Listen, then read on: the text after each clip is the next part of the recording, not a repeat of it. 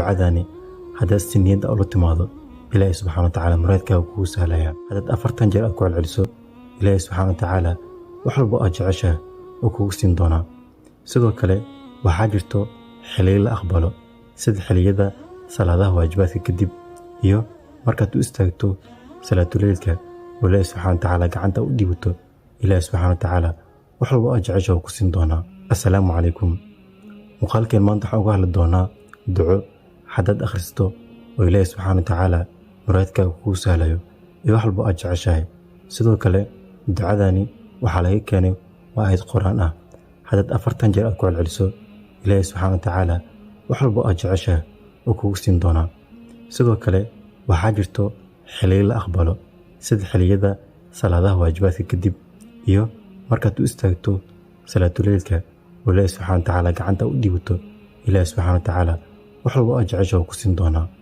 ducadu waxay tahay waxaa leedahay xasbuna allah sayu'tiina allahu min fadlih innaa ila allahi raagibuun. xasbuna allah sayu'tiina allahu min fadlih innaa ila allahi raagibuun. 40 jeer aad ku celcelinaysaa weliba adigoo si niyad ah aad ula imaanayso. ducada macnaheedu waxay tahay xasbuna allah ilaahay subxaana watacaala asigaa ugu filan wax walba i haystaa.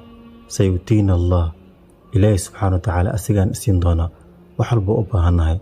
innaa ila allahi raagibuun iyadoo kooban waxaa weeyaan ilaahay subxaana watacaala ayaan rajo ka leenahay in qofka ilaahay subxaana watacaala waxaa weydiistaa in uu siinayo. ducadani haddaad si niyadda ula timaado ilaahay subxaana watacaala muraadkaaga kugu sahlaya.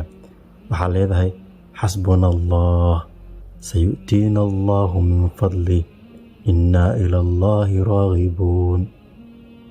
asalaamu calaykum. حسبنا الله حسبنا الله سيؤتينا الله من فضله